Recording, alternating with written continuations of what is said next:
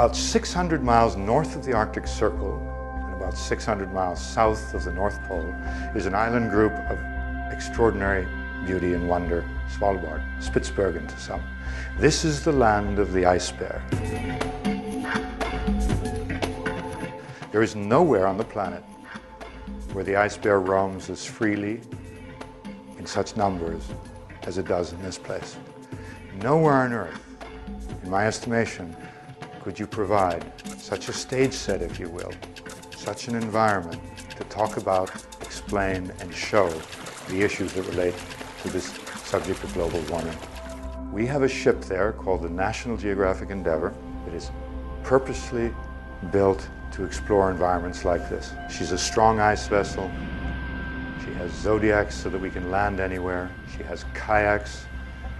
She has underwater technology, an ROV that can go down hundreds of feet. She's the perfect platform that can take only 110 guests and move within this magnificent archipelago. The Arctic is like the bellwether. You know, the Arctic and the Antarctic is where it will start in a really serious way to radically change our future. And so it's a perfect backdrop to discuss, to showcase this issue and bring some incredible thinkers, people who understand this issue and people who are passionate about this issue and people who can communicate this issue, and to take them to the Arctic for a week and hopefully create a whole series of messaging that can go out there and touch millions and millions of people in some meaningful fashion.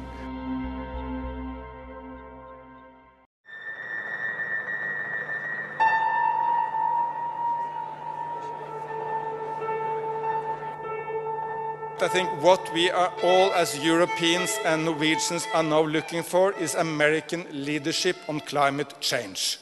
Because without the intellectual, economic and political power of the United States, there is no way we can succeed. As we look out at the Arctic and what's happening there, it will give new meaning to the very important words of the founders of our nation in the most important document they ever wrote, the first sentence of that document, when it asked us to be reverential to the laws of nature and to nature's God. National Geographic has a long history, of course, and a long history of exploration. And in fact, in the first few decades, so much of the exploration was about polar exploration. And you know, in a way, this is our own exploration. Of course, the purpose of it is a little different. It's about climate change. This is a remarkable part of the world. We all come here with different knowledge, different hopes. But what brings us together is, I think, the belief that Svalbard can teach us something that's very, very meaningful. And with that knowledge and with that hope and with that inspiration, we'll see what happens. What this whole visit has done is taught us that we're not tourists, we're stewards in this place. It brings forth feelings of reverence. It also brings forth an enormous sense of responsibility. That's an accomplishment for 8 days.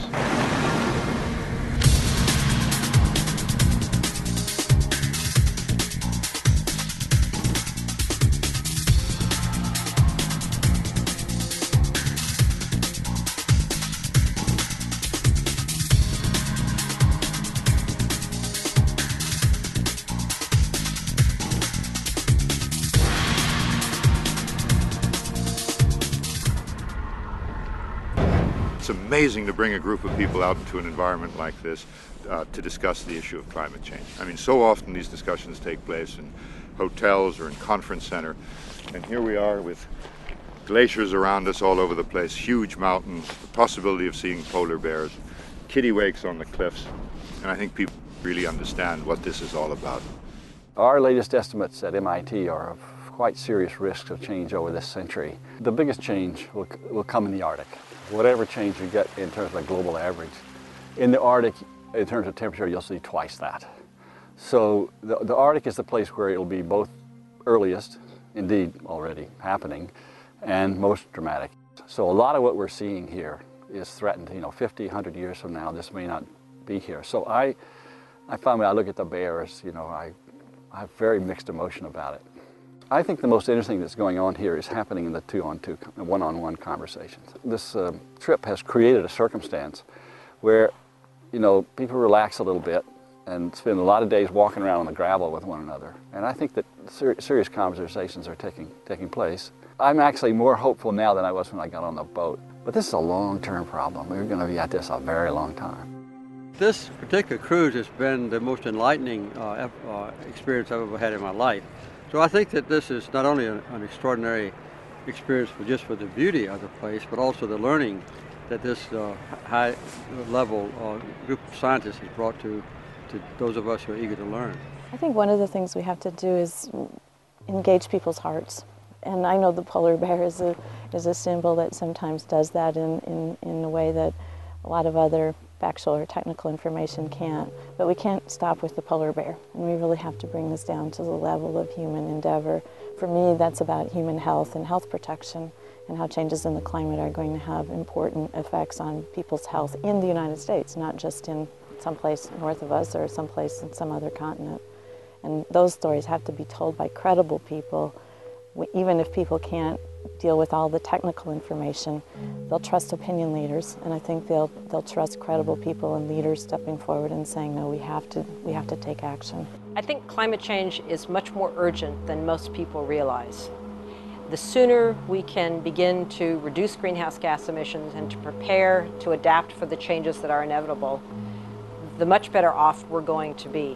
When you speak about marginal changes in degrees, 1 degree here, 2 degrees there are a lot of Americans. The vast majority think that is simply a Chicken Little kind of characterization. And then you come up here and you see what would happen if we lost a meter of ice.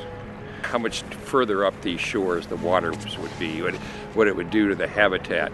And then you bring it down south towards the United States, and you realize that the dramatic effects here would be magnified and amplified as they came further south.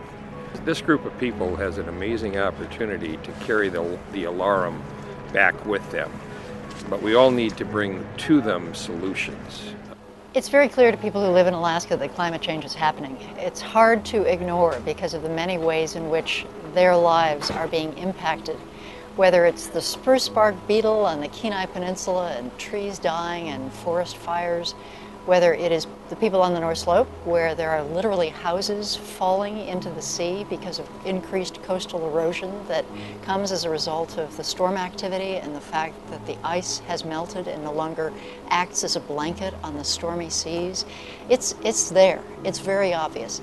The discussions have been very interesting because they involve everybody from evangelicals to CEOs of major corporations like Monsanto and DuPont. And you have to understand how you can form an alliance, a consortium of people who all share interest in saving the planet. And to me, watching how those minds came together was the most important part of the panels. The country that we have been wanting, longing, hoping for is waiting.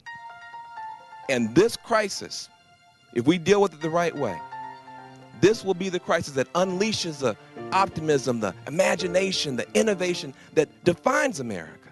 I think there's a big opportunity here to make large changes and to really lead the world.